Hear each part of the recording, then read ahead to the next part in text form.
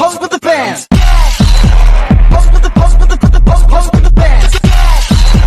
Pose with the pose with the pose with the bands. Bands. Pose with the bands. Pose with the pose with the pose with the bands. Pose with the pose with the pose with the bands.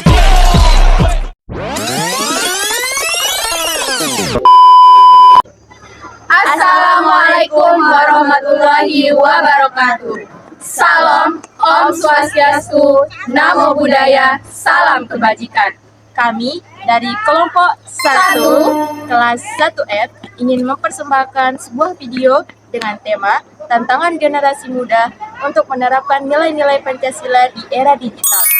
Untuk memenuhi penilaian ujian akhir semester mata kuliah Pendidikan Pancasila, dosen pengampu Dr. Gusti Agung Wisudawan SHMH. Selamat menyaksikan. Bye-bye. Tantangan generasi muda dalam mengamalkan Pancasila di era digital. Era digital adalah zaman dengan kondisi perkembangan teknologi digital yang begitu maju, sehingga hampir semua aktivitas manusia dapat dilakukan secara digital.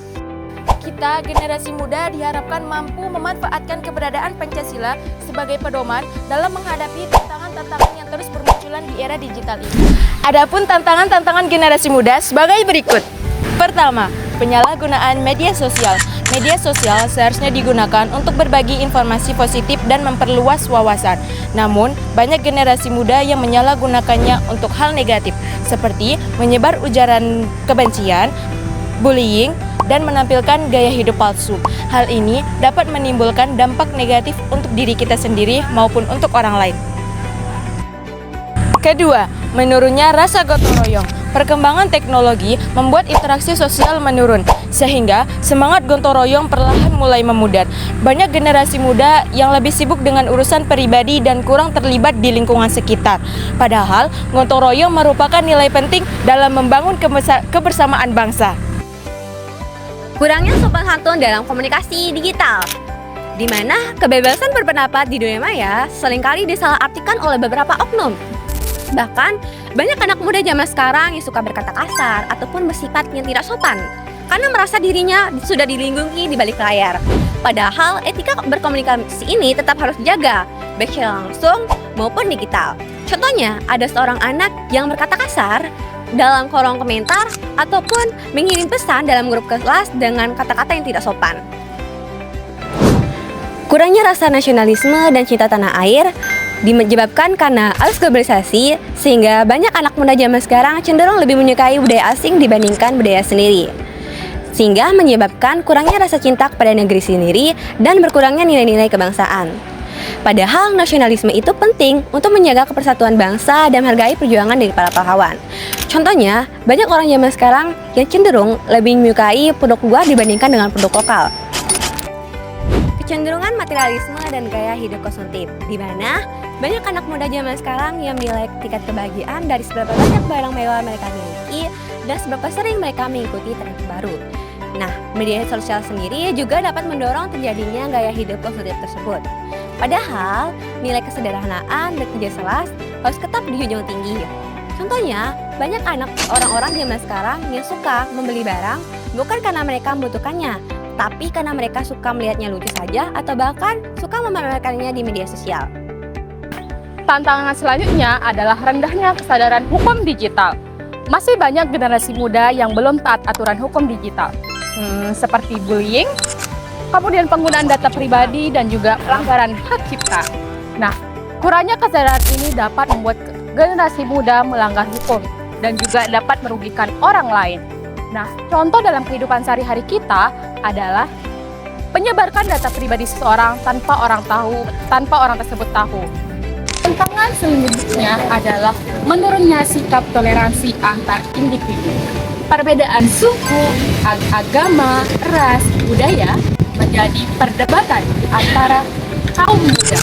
Padahal dengan perbedaan suku, agama, ras, budaya merupakan kunci untuk kehidupan yang harmonis. Tantangan selanjutnya adalah penyebaran hoax.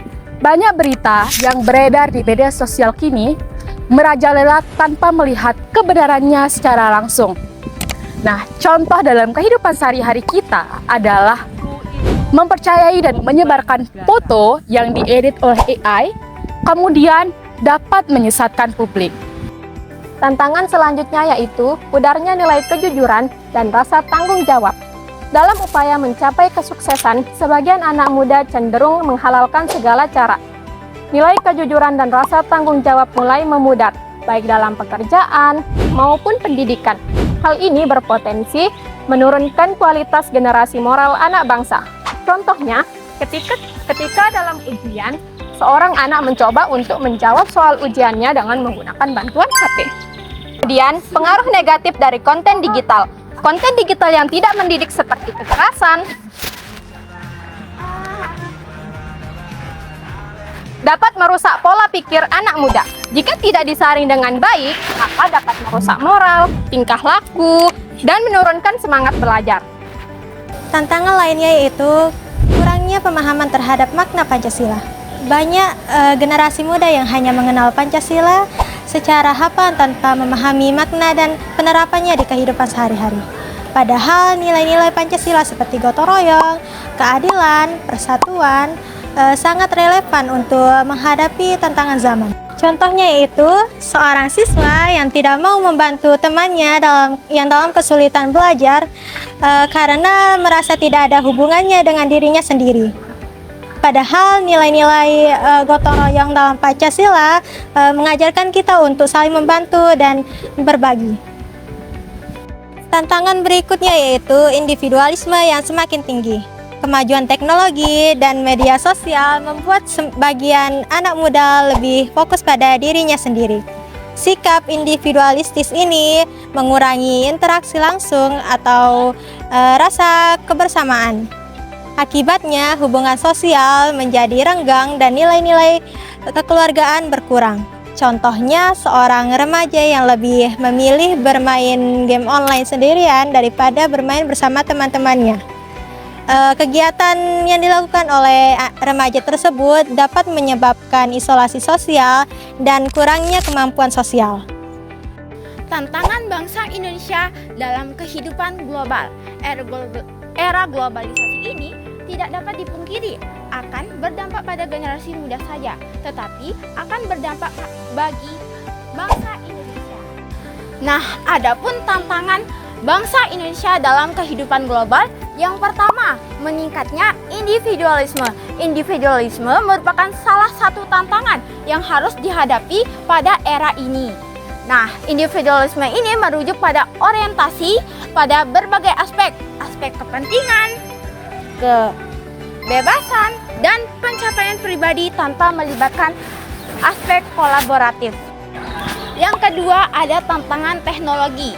Kemajuan teknologi memberikan dampak yang signifikan, sehingga pada saat kita mengakses media sosial, informasi yang kita dapatkan itu tidak terbendung, sehingga kita tidak tahu mana yang bersifat fakta dan mana yang bersifat faks. Selanjutnya ada tantangan ideologi. Globalisasi meluruhkan batas-batas negara. Akibatnya, informasi berkaitan dengan ideologi dan budaya tersebar ke berbagai penjuru dunia. Adapun ideologi-ideologi yang tidak sesuai dengan Pancasila seperti liberalisme, komunisme, ekstremisme, terorisme, radikalisme, hedonisme, dan konsumerisme dapat lebih mudah masuk ke dalam sendi-sendi kehidupan bangsa Indonesia.